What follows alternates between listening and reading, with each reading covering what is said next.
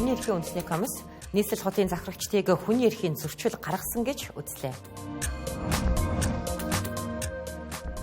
4-7 мянган жилийн тэртех олдруудаас соёлын өвийн улмурыг илчиллээ. Телевизийн өргөн нэвтрүүлгийн цаашлын хөгжлийн талаар хэлэлцлээ. Улсын хурлын зарим гишүүд төсөв тоцдохгүй байх арга замыг эрэлхийлж байна. Баримтгийн үзэгчдээ нийслэл Улаанбаатар хотод 7 цаг 10 минут болсон байна. 7 мэдээллийн хөтөлбөр эхэлж байна.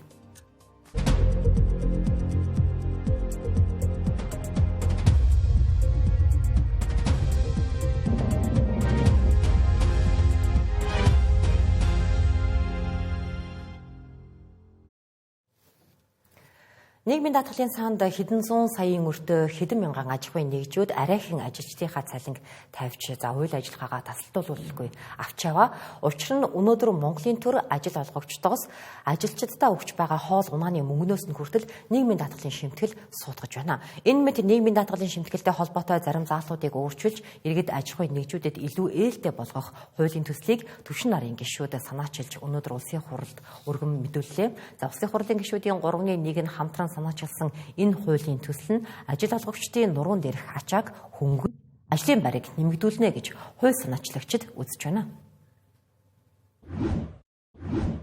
Нийгмийн даатгалаас одоо хоол унаа байрны ашиглалтын зардлын хөнгөлөлт зэрэгээс бол нийгмийн даатгалыг авахаа болио гэсэн иймэрхүү одоо зохицуул төрж ирж байгаа. Энэ нь бол иргэдийн бодит орлогыг нэмэгдүүлэх, ажил олгогчдод энэ зүгт одоо ажилчдандаа бодиттойгоор одоо ийм хөнгөлт дэмжлэгүүдийг өгөх, сэдлийг төрүүлэх, бодит орлогыг нэмэгдүүлэх ийм үр дагавартай заалтуулна гэж ингэж үзэж байна.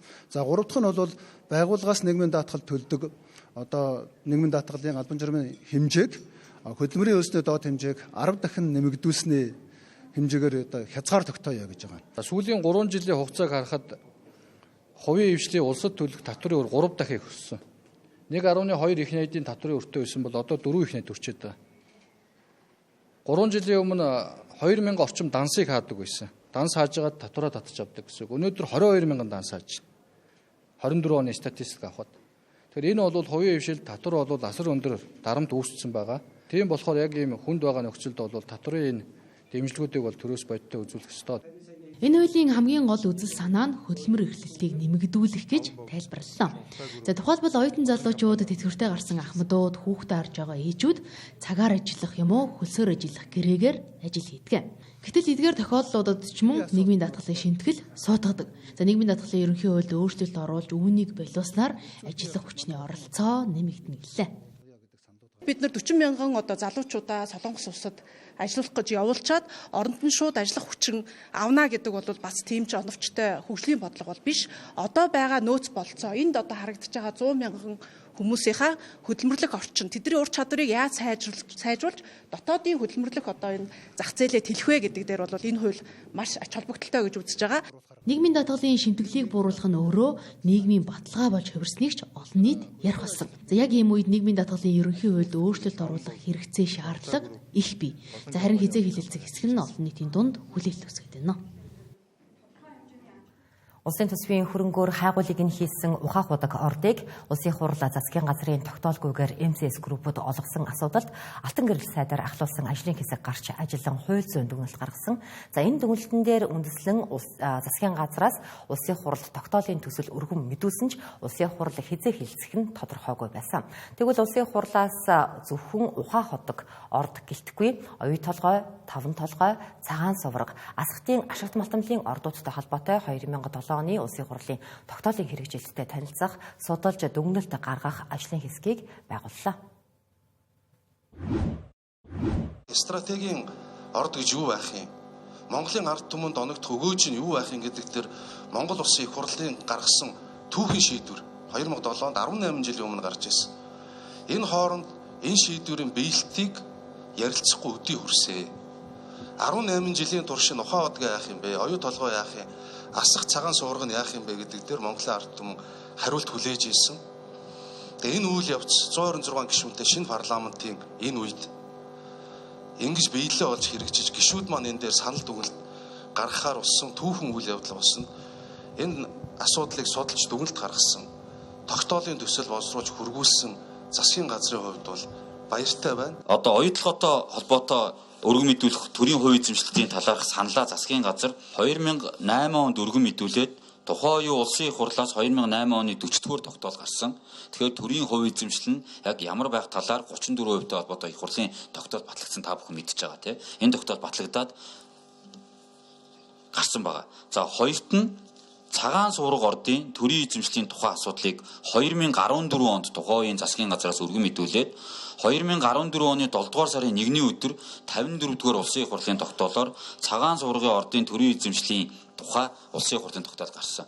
За ингээд энэ дөрөв дэх цаалтын одоо дөрвөн ордтой холбоотойгоос одоо хоёр ордынх нь асуудлаар өргөн мэдүүлээд их хурлын шийдвэр гарцсан.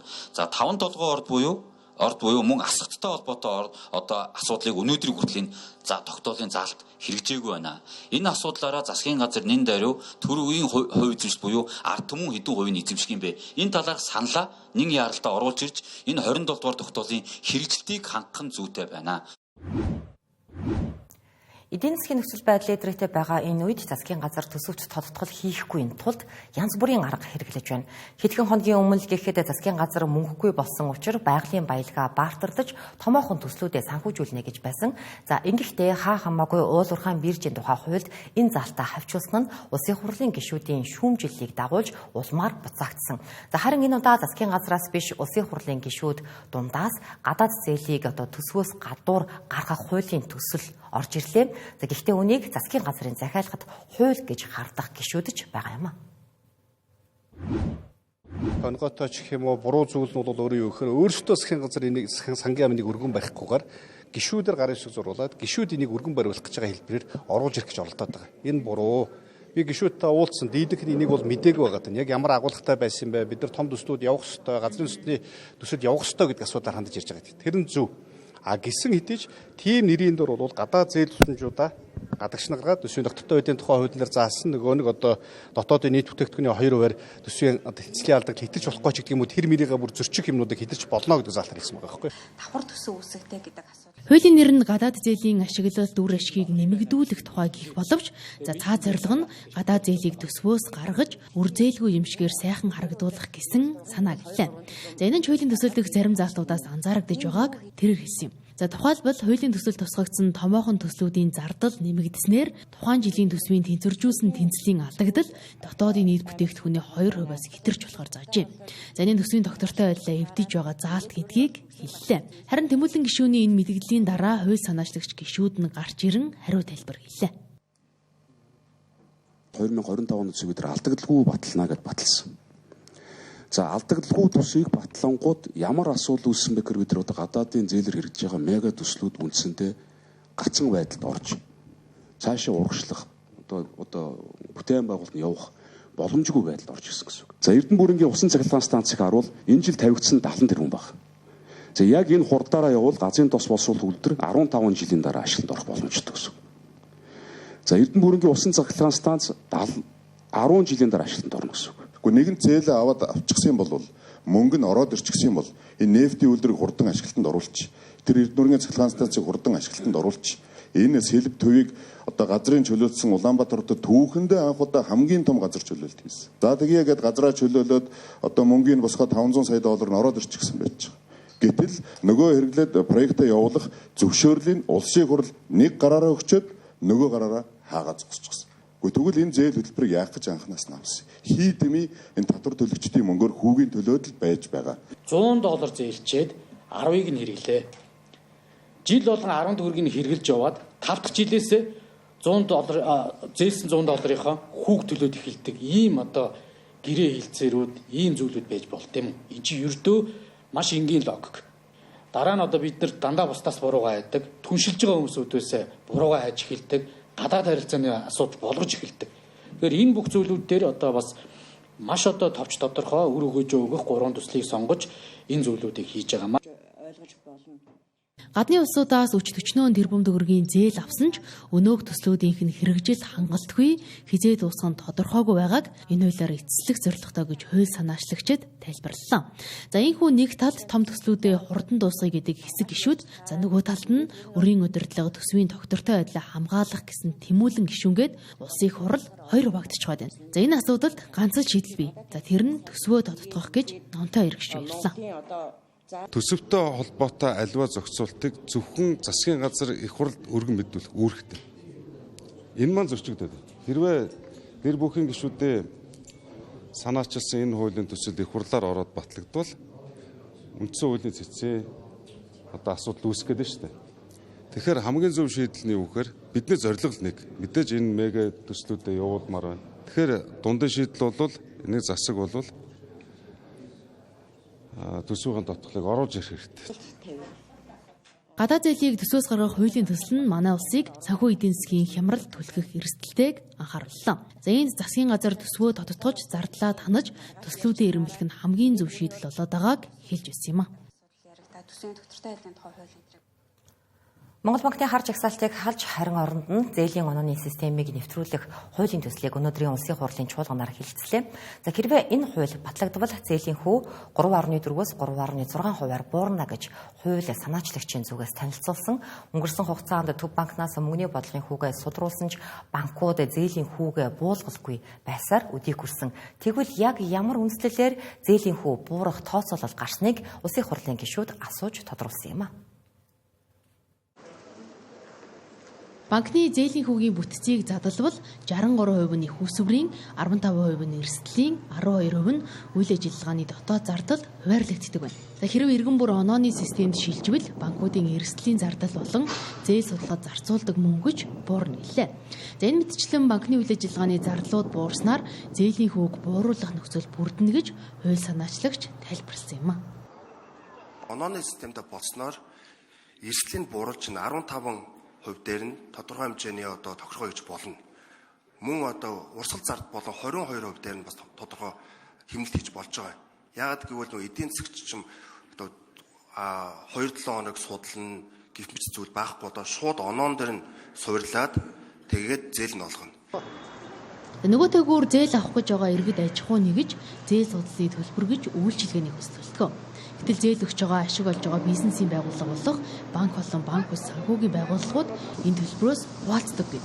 Энэ асуудлыг улсын хурлын дарга өглөө. Хуучин Монгол банкнд энэ зээлийн мэдээллийг хариуцдаг байхдаа жилдээ 6 орчим тэрбум төгрөгийн төсөв гаргаж асуудлыг хариуцаа шийдээд явдаг байсан.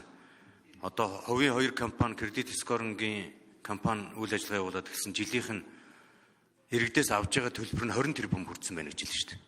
Тэгэхээр иргэддээр дахиад дарамт авчиж өгöd байгаа байхгүй юу? Иргэдээс авдаг, аж ахуй нэгжээс авдаг мөнгөө л нэмээд байна. Тэгсэн мөртлөө нөгөө талд нь арилжааны банкуд санхүүгийн байгууллагууд зээл өгж байгаа нэрээр баахан л мөнгө бизнес хийж байгаа шүү дээ. Суур үнэн байгаа 3,000 төгрөг гэдэг.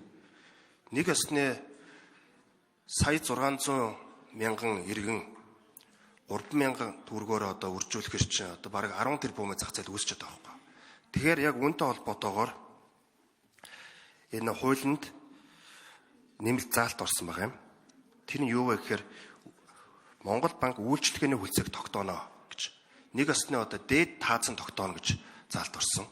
Зээлдүүлэгч буюу банк санхүүгийн байгууллага, зээлдэгч буюу иргэн аж ахуйн нэгж хоёулаа хувааж төлөх бол тэн дээр бол бүрэн боломжтой. Яг одоогийн нөхцөл байдлаар яаж явж байгаа вэ гэхээр тухайн үйлчлэгийг хэн авж байгаа буюу зээлдэгч нь өөрөө хүсэлтэд гаргах юм бол тухайн байгууллага нь төлж байгаа. Зээлдүүлэгч нь хүсэлтэд гаргах юм бол төлж байгаа. Тэр борлуулалтын орлогын ингээд хувийг харахад бол нэг 20 орчим хувь нь бол тухайн зээлдүүлэгч нь буюу банк санхүүгийн байгууллага өөрөө хүсэлт гаргаад авч төлж байгаа. Үлдсний нь бол зээлдүүлэгч нь төлсөн байгаа. Хуулийн төслүүд зээлийн мэдээллийг зөвхөн зээлдэгчийн чадварыг үнэлэх зорилгоор ашиглана гэж заажээ. За зээлдэгч зээлээ төлөөд явбал оноо өснө. За төлөхгүй бол буурна. Эргээд төлөхөд дахин өсөд явах юм байна. За үүнийг дагаад чанаргүй зээлийн хувь хэмжээ буурна хэмээн үзэж байлаа. Уг хуультай дагалдуулан орж ирсэн төсвийн тухай хуульд өөрчлөлт Монгол улсын ерөнхийлөгч хүрэлцэх Оросын албаны улсад болж байгаа эх орны дайны ялгалтын 80 жилийн ойн баярт оролцож байна. Цэргийн ёслолын жагсаалд Оросын албаны улсын 11 мянган цэргийн алба хаагч Монгол улс, Бүгд найрамдах Хятад ард улс, Азербайжан, Беларусь, Тажикстан зэрэг 13 орны 1500 гаруй цэргийн алба хаагч оролцсон байна. Харин манай улсаас зэвсэг түвшний ТИГ 32 дугаар ангийн захирагч дэд хурандаа бэлэг сайхны командалсан 28 офицер, 50 ахлагч, цэргийн гэрээт алба хаагч 2 гээд 80 залуу баярын парадад жагсжээ. Улсын хэмжээнд 2 аймгийн 3 суманд ой хэрийн түүмэр гарч байна. Өчигдөр Хинтээ аймгийн Норовлон суманд ой хэрийн түүмэр гарсан бол Сэлэнг аймгийн Түшиг, Ерөө суманд гарсан түүмрийн нөхцөл байдал намжиж байгааг Улсын онцгой комиссаас мэдээллээ. Нийтдээ 400 гаруй онцгой байдлын алба хаагчид 200 гаруй орон нутгийн иргэд түүмэр унтраахад ажиллаж байна. Улсын хэмжээнд Улаанбурхан өвчтний тохиолдол 1550 болон нэмэгдсэн байна. Тиймээс Улаанбурханы нэмэлт дархлаажуулалтыг ойрын хавьтал авсан сургууль цэцэрлэгүүд дээр хийж байгаа юм байна. Түүнчлэн Сүхбаатар аймгийн Түшин Ширээ суманд менингококкийн тохиолдол гарч хотоос эмч нарын баг очиж ажиллаж байгаа юм байна. Өөрөлт жилийн Галийн албан татварыг тэглэсэн шийдвэрийг эргэж харж татвартай болгох хуулийн төслийг засгийн газраас улсын хурлд өргөн мэдүүлсэн. Энэ хуулийг батлах хэрэгцээ шаардлага их байгаач улсын хурлын чуулганы үдээс хойш хуралдаанд гишүүдийн эрс хангалтгүй байсан тул санал хураалтыг 7 хоногоор хойшлууллаа. Хаврын тариалалт эхэлж байгаа энэ үед тариаланчид юу тариалахаа шийдэж ядам тодорхой шийдвэрийг улсын хурлаас чих тавин хүлээж байна. Үзэгч та бүхэн Тэнгэр телевизийн 7 орон мэдээллийн хөтөлбөрийг үзэж байна. 2013 онд батлагдсан хөрөнгө оруулалтын тухай хуульд нэмэлт өөрчлөлт оруулах асуудал сүүлийн 5 жил яригдж байна. За өнгөрсөн парламентын үед эдийн засгийн хөгжлийн сайд Хүрлбаатар энэ хуулийн төслийг боловсруулж улсын хурлаар хэлэлцүүлсэн ч харамсалтай нь сонгуулийн дуйлаанд дарагдаад батлагдаж чадаагүй. За харин шинэ парламентод хуулийн нэршлиг гадаадын хөрөнгө оруулалтын тухай хууль болгон өөрчилжээ. За гэхдээ гадны хөрөнгө оруулагчид олон нийтийн хандлагыг өөрчлөхгүй бол 1000 сайн хуулийн шинжилэл хийгээд нэмэргүй гэж үзэж байна. Гадаадын хөрөнгө оруулалтын урсгал татраад 10-аад жил болж байна. Үндсэндээ оюутлогоос хойш зогсоод байсан гадаадын хөрөнгө оруулалтыг урааны төсөл сэргээсэн. Өнгөрсөн 1-р сард 28 жил гацсан төсөл гараанаас гарч Францын Orano Mining компани эхний ээлжинд 500 сая Америк долларын хөрөнгө оруулалтыг хийхээр болсон. Гэхдээ эхнээсээ эсэргүүцэлтэд тулгарч саяхан төсөл хэрэгжүүлэгч Бадрах Energy компани гүйцэтгэх захирлын биет халдсан үйл явдал болж өнгөрсөн. Ингээд хууль эрх зүйн орчин гэхээс илүү хөрөнгө оруулагч нарт хандаж байгаа хандлага нь тэднийг түлхэхэд хүргэж байна. Монгол улсад том хэмжээний гадаадын хөрөнгө оруулалтын төсөөл хэд байгааг гэвэл ганцхан. Уг нь асар их боломж байгаа ч үнийг ашиглаж чадахгүй байна. Монголчууд нийтээрээ хөрөнгө оруулалтыг яаж сайжруулах вэ? Олон хөрөнгө оруулагчдыг татахын тулд таатаагаар хэрхэн хүлээж авах вэ гэдэг хандлагаа өөрчлөх хэрэгтэй. Нэгдүгээрт төр, үүний дараа иргэд. Өнөөдөр банкны салбарт хөрөнгө оруулалт яагаад байхгүй вэ? Ерөнхийд нь харахад хүн хүчнээс эхлээд олон асуудал байгаа. Гол асуудал нь боломжоо ашиглахын тулд бусад улсуудтай өрсөлдөх шаардлагатай. Монголын хууль эрх зүйн орчин ерөнхийдөө дэжгүй. Үүнийг хэрэгжүүлэхэд гол учир нь байгаа харагдаж байна. Хамгаална гэдэг ганцхан заалт байдаг байхгүй. Тэгэхээр бидэд бол энийг илүү яаж дэлгэрүүлж хууль дээр тусгаж чинь гэхээр яг энэ хөрөнгө оруулагчдын эрх ашиг хамгаалах тодорхой зөвлөлтөө байх юм байна. За энийг бол яг гадаадын хөрөнгө оруулалтын асуудал эрхэлсэн шадар сайд нь өөрөө ахлана. За дотор нь хувийн хвшлийн төлөөллүүд, за танхимуудын төлөөллүүд, төрийн байгууллагуудын төлөөллүүд байна. За энэ дотор нь хөрөнгө оруулагчдаас ирж байгаа альва гомдол маргааныг одоо ингэ тоохгүй эсрэгэд арбитрийн маргаан болчдөг шүү дээ. Энээс нь өмнө төрүүлж үзээд хэрвээ төрийн буруутай үйл ажиллагаа болсон байна гэх юм бол шаардлагатай тохиолдолд засгийн газар руу танилцуулаад асуудлыг шийддэг байхаар л хууль дээр тусгасан байна. Хүрлбаатар сайдын үед боловсруулагдсан хуулийн төсөл хөрөнгө оруулалтыг хамгаалах ажиллах хүч болон газрын асуудалтай холбоотой байдлыг дэмжих үндсэн 6 чиглэлийн хүрээнд хийгдсэн. Харин зарчмын байр суурь одоогийн хуульд хэвээрээ байгаа. Ялгарх зохицуулалт нь хуулийн нэршилд гадаад гэдэг үгийг нэмснээр ялгууртай байдлыг бууруулах гэсэн юм а. Дээр нь гадаадын хөрөнгө оруулалтын зөвлөлийг байгуулж хөрөнгө оруулалттай холбоотой асуудлыг шийдвэрлэх эрхийг олгохоор тусгасан байна. За гэхдээ нэг орхигдсон зүйл нь уулуурхаан бас салбарт хөрөнгө оруулалтыг татах бодлого гэсэн юм а. хөдөө аж ахуй, за мөн одоо нэмэн үрдэг шингэх энэ чиглэл рүү бол ерөөсөө хөрөнгө оруулалт ороогүй байна гэхэд бол баг шуурхан хэлэхэд ийм одоо статистик гарч байна. Тэгэхээр цаашд бол одоо ингээд хөрөнгө оруулалт татахын тулд нэгдүгээрт ингээд нэг ажлын байр бий болгох энэ чиглэлээ ингээд харах юм бол гадаадын хөрөнгө оруулалтыг татах нэлээд тийм одоо шаардлага үүсэж байгаа. Уул уурхайн бус салбар маань өөрсдөө бас ингээд хоцрогдоод байгаа. Энэ салбарынхаа одоо өсөлтийг дэмжих хөрөнгө оруулалтыг татахын тулд биднес бас нэлээд их олон зүйлд анхаарах шаардлагатай. За биднес эдийн засгийн хөгжлийн яамны зүгээс 6 том бүлэг асуудлыг одоо энэ нөхцөл байдлыг сайжруулахын тулд хийх ёстой гэж үзэж байгаа. Хөрөнгө оруулалтын тухай хуулийг гадаадын хөрөнгө оруулалтын дэмжих тийм хууль болгож өөрчилж байгаа ч гэсэн одоо үндэсний дотоодын томоохон аж ахуйн нэгжүүд яг гадны хөрөнгө оруулагчтай яг адилхан зарчмаар бас тийм их давуу талыг бас авах боломжийг нь хэвээр үлдээж байгаа. Дэлхийн 100 гаруй орон хөрөнгө оруулалтын тухай хуулиа гадаадын хөрөнгө оруулалтын тухай хууль гэж нэрлэдэг. Энэ удаад хуулиа ингэж өөрчилж байгаа нь олон улсын жишгт нийлүүлэх гэсэн санал гэсэн юм а. Өмнө нь 10 гаруй удаа шинжилэн найруулагдаж байсан энэ хуулийг бүхэлд нь өөрчлөхгүй. Ил тод шуурхай, доктортой мөн гэрээгээ зөрчихгүй биелүүлдэг. Хууль нийтлэг гэсэн үндсэн 5 зарчмыг шинэ хуулийн төсөлд тусгажээ. За малгай хуулийг дагсан салбар хуулиудад чиглэсэн бодлогын өөрчлөлтийг хийх юм байна. Өнөө үеийн хэрэгцээг хангахдаа ирээдүйн хэрэгцээг хязгаарлахгүй байх нь орчин цагийн дэлхийн нийтийн гол зорилго болж байна. Тиймээс хөрөнгө оруулалт санхүүжилтэнд доктортой гэдэг үг байнга хэрэглэгдэх болжээ. Санхүү эдийн засгийн их сургуулийн санхүүгийн элитүүдийг цуглуулан маллайлагчдын доктортой стратеги шийдвэр гаргалтын бизнес дэх нөлөөний тухай ярилцлаа. Дэлхийн нийт доктортой хөгжлийн төлөө санал нэгдээд 10 жилийн хугацаа өнгөрчээ. Байгаль дэлхийгээ ирээдүйн хойждоо энэ хിവэр үлдээж, өвлүүлэх, хөгжлөөс, боловсрлоос хэнийг ч үлдээхгүй гэх үндсэн агуулгатай доктортой хөгжлийн зорилтуудыг биелүүлэхэд бүхий л ажил санхүүжилт дээр зангидагдана. Энэ ч үүднээс 2013 оноос Монголд доктортой санхүүжилтийн хөтөлбөр хэрэгжиж эхлээд өнөөдөр доктортой санхүүжилтийн тайлан гаргадаг цөөнч гэлээ чамлахааргүй байгууллагууд бий болжээ. Монгол бол хөгжиж яваа залуу улс. Ирээдүйд хөгжингөө томоохон улс олно гэдэгт бид итгэлтэй байна. Монголд маш олон компани байгаач 20 орчим компани доктортой хөгжлийн тайлагналын стандартыг нэвтрүүлсэн байна. Бид хийж байгаа ажлууд олон нийтэд хүргэж байгаа мэдээлэл ячаар 2030 он гэхэд Монголын ихэнх компаниуд доктортой хөгжлийн бодлого хэрэгжүүлдэг болно гэж найдаж байна. Компани удирдлагууд доктортой стратеги баримтлахгүй бол урт хугацаанд оршин тогтнож чадахгүй. Хүрээлэн буй орчин маш хурдтай өөрчлөгдөж байгаа өнөө цагт насан зохицох шаардлагатай шинжилэлтүүдийг хийдэг байх ёстой.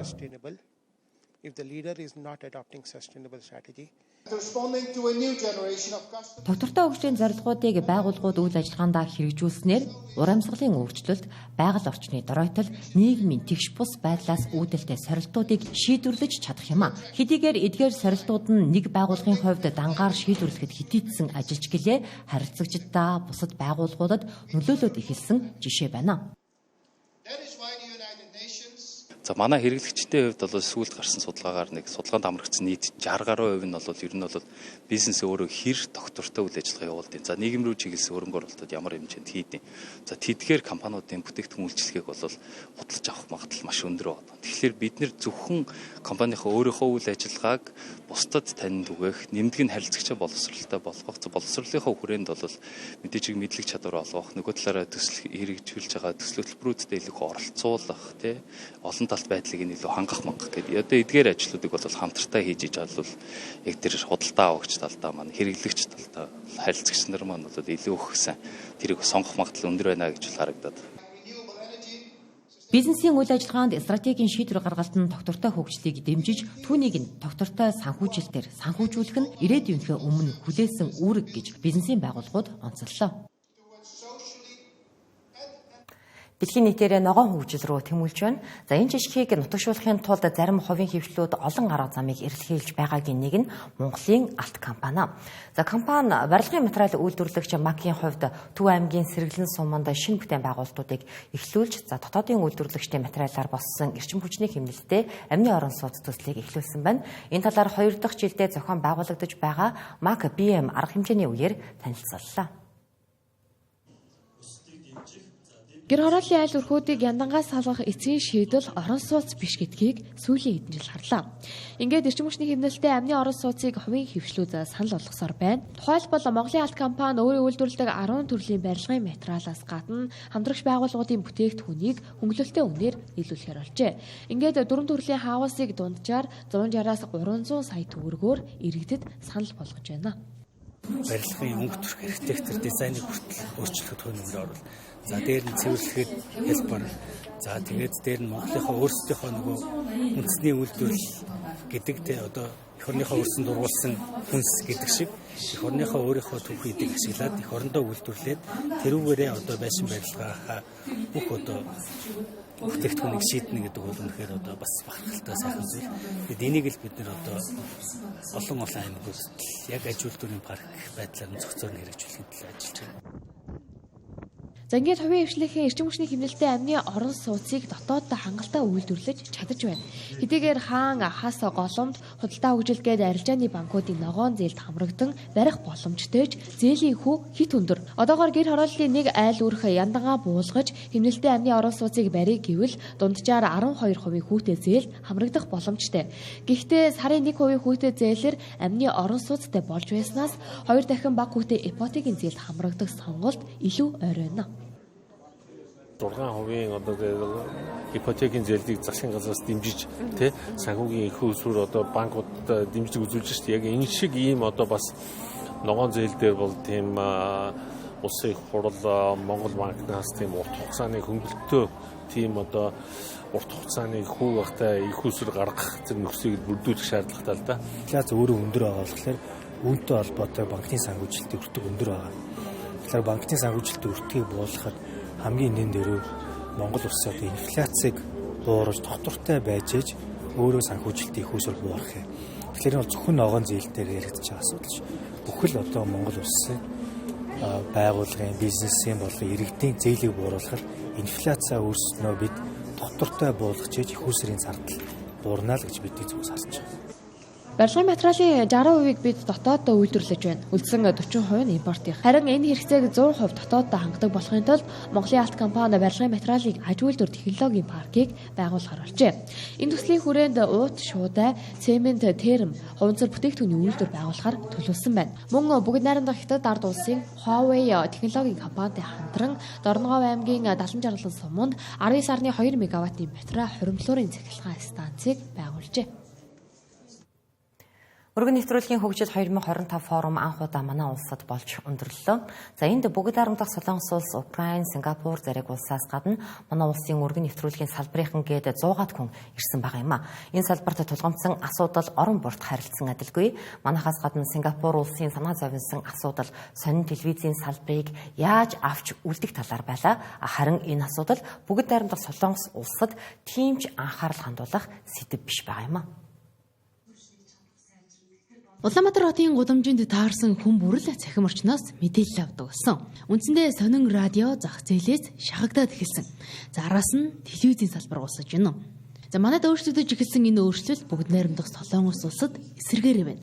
За одоо хэрэн сонин телевиз хүчтэй хэвээр хэвлэмэл сонингл гэхэд өглөө бүр айлуудын хаалганы үдэн тавьдаг учраас иргэдэн метронд явж байхдаа унших нь илбэг харагддаг гэлээ. Гэхдээ санаа амар байлгүйгээр хүмүүсийг татахын тулд олон шин зүйлийг туршиж байгаа гэдгээ ярьлаа. Ариранг нь бүгд найрамдах Солонгос улсын олон улсын өргөн нэвтрүүлгийн телевизээ бид англи хэлээр мэдээлэл хүргэдэг. Олон улсын гэдэг утгаараа 7 хоногийн 7 өдөр тасралтгүй ажилладаг. Сүүлийн үед хөтлөгчдөө хэмэл хоёроор орлуулах шийдлийг туршиж байна. Гэхдээ хэмэл хоёроор хүнийг орлуулах гэхээсээ илүү ажилчдынхаа ажиллах нөхцөлийг хялбарчлах гэдэг утгаар түлхүү ашиглаж байна. Телевизийн салбар бүгд найрамдах Солонгос улсад хүчтэй хэвээр байгаа. Нийт иргэд хойд Солонгос болон цаг агаарын мэдээллийг цаг тутамд анхаарч байдаг. Энэ мэдээллийн найдвартай их сурвалж нь телевизийн салбар хэвээр байгаа. Түүчдэд ач холбогдол багтай цаг авдаг ажлуудыг хэмэл оюун хийж, зарим сэтгүүлж, илүү чухал ажилдаа төвлөрч, илүү бүтээмжтэй байх боломж бүрдэнэ гэдгийг хэлж байлаа.